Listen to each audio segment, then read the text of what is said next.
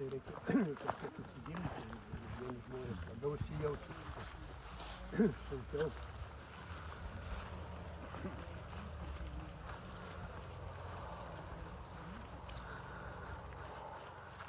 Ir klausos vislės, tokių lizuotą ausį ir pavaizduoti, gal tik žiūrėti, jinai gulšina.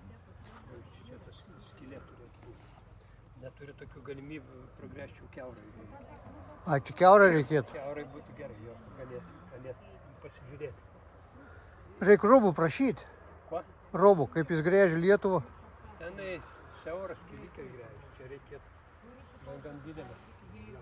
Ir dažnai vietoje yra tokie kaip ir indeliai padaryti. Lobiukai. Jo, lobiukai kaip ir aikštės ten, kur buvo. Su tokiu tikslu, kad, sakant, vanduo yra toks vienas iš labiausiai kultivuojamų tų apšlakstymų tas metodas ir jo dėka lyg tai kažkokį palaimą galima apturėti, jeigu ta savitaiga tu naudojasi. Ir va čia ir yra, sakant, muzikantai ar norintis klausos, sakykim, į bažnyčią, kai žmonės ateina, dievulio prašo tas kažkokios visuotinės palaimos, sveikatos ar dar kaip. O čia yra, kaip, tarkim, yra koncertinė erdvė, kur muzikantai atlieka muzikos kūrinius, klausomis, sėdi čia tūkstantinė žmonių grupė susirenka.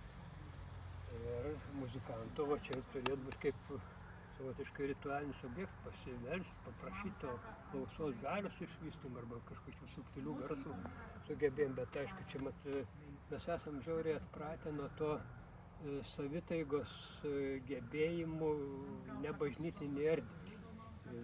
Savitaiga gali tą būtent jusliškumą kultivuoti bet kurioje erdvėje, su žolė kontaktas gali būti, su medžiu, su dar ko nors, kur tą palaimą įgautum ir sustiprinti dvasiškai. Tai šitie dalykai dar nėra išnaudoti ir aš pats kažkokią sistemą galiu pasiūlyti, bet būtų labai smagu, kad patys žmonės tą ritualą savo kažkokį tokį laiminantį, sustiprinantį galėtų per toks savotiškai ir mechanizmą. Bandau kaip mechanizmą pateikti, kuris duotų kažkokius impulsus. Tai vat yra toks užmanymas. Atsiprašysiu dar, o gyvatė, snarganti, ką jis simbolizuoja? Čia yra žaltys, gyvatė, netiek jau svarbu. Bet čia yra tas, manyčiau, kad nuo senų senovės, tos pirmosios gentis, jų tas jusliškumas visais atžvilgiais buvo daug stipresnis ir jau išvystas, nes jie gyvena natūraliai gamtoje.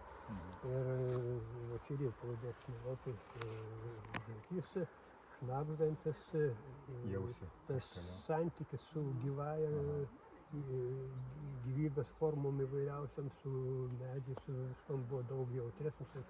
Ko gero ir tie žalčiai, ne vien tik tai, kad taip klausytis, bet aš čia norėjau parodyti simboliškai, kad tas kontaktas buvo labai glaudus su gyvųjų pasauliu ir gal net ir tos šnabždėsis, tos judesių, jų trajektorijas, tos slinkimo, kaip sakant, mes iš grafinio yra tie ekspertai, kur inicialus arba parašą tikrina, ar čia tikras, ar to autentiškas, ar ne.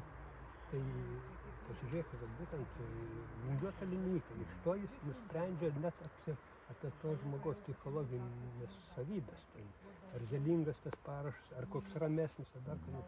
Tas pats ir iš bet kokio, sakykime, judesio arba vėjo pustelėjimo tu gali apspręsti, manyčiau, tos senusios